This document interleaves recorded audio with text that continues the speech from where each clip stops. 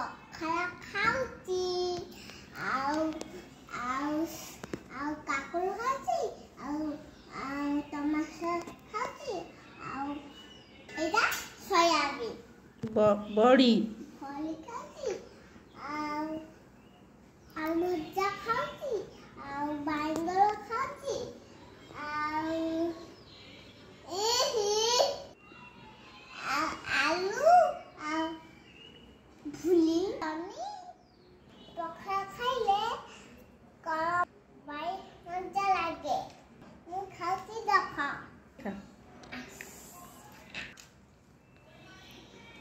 ଆସ ଖାଇବ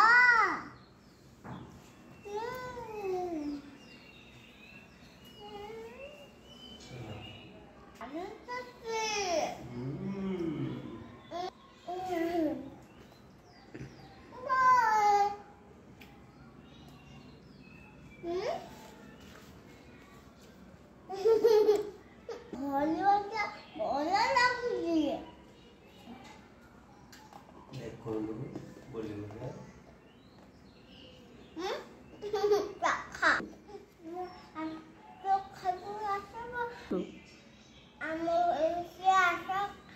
ଘରକୁ